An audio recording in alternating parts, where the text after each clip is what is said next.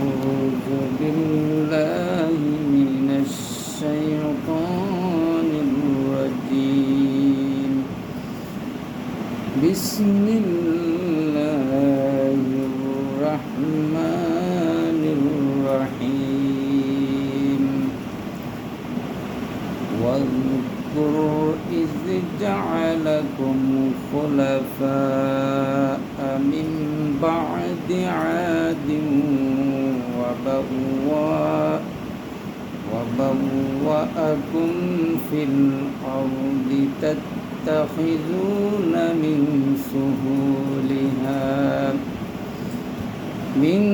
سهولها قصورا وتنحتون الجبال بيوتا فاذكروا آلاء الله ولا تعثوا في الأرض মুফসিদিন।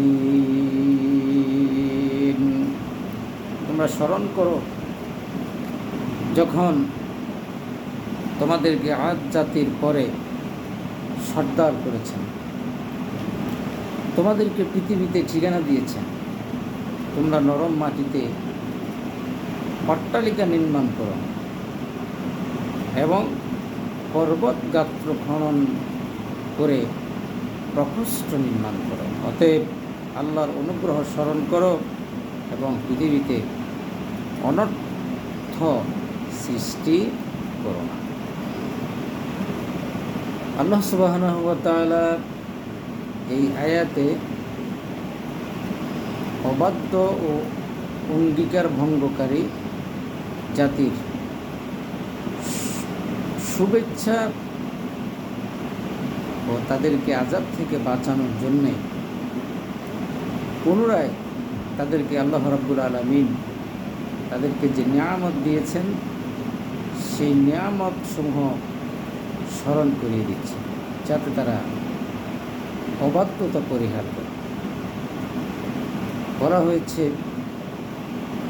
ওয়াজকুরু is জাআলাকুম খুলাফাআ মিন বা'দি আদিন ওয়া বাওয়াআকুম feel আরদ।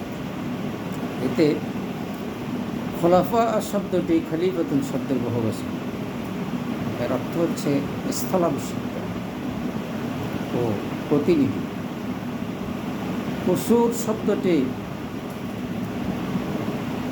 কসরুনের বহুবচন। এর অর্থ হচ্ছে অট্টালিকা ও প্রাসাদ। তানহিতুন শব্দটি নাহাত শব্দ থেকে এসেছে। এর অর্থ হচ্ছে প্রস্তর খোদাই করা, অর্থাৎ পাথর কেটে কেটে বিভিন্ন সুন্দর সামগ্রী তৈরি করা। জিবাল শব্দটি জবল শব্দের বহুবচন। এর অর্থ হচ্ছে পাহাড়। বুয়ুতান শব্দটি বাইত এর বহুবচন। এর অর্থ হচ্ছে প্রকোষ্ঠ। অর্থাৎ আল্লাহ সুবহানাহু ওয়া তাআলার নিয়ামত স্মরণ করো যে তিনি আদ জাতিকে ধ্বংস করে তাদের স্থলে তোমাদেরকে অভিষিক্ত করেছেন, তোমাদেরকে মর্যাদা দিয়েছেন।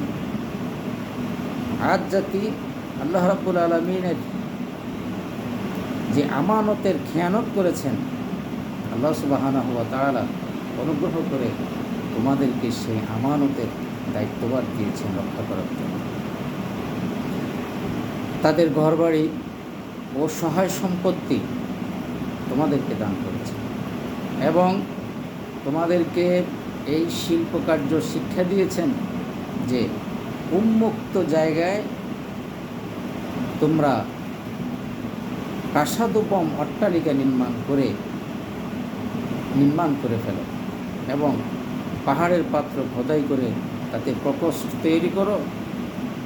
সর্বশেষ আল্লাহ রাব্বুল আলামিন আয়াতের শেষে বলছেন ফাজকুরু আলা আল্লাহ ওয়ালা তা'সাউ ফিল আরদি মুফসিদিন।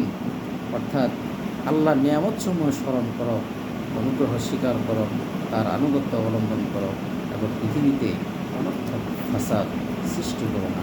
আমানতু বিল্লাহ ওয়া মা তাওফীক ইল্লা বিল্লাহ। আসসালামু আলাইকুম ওয়া রাহমাতুল্লাহি ওয়া বারাকাতুহু।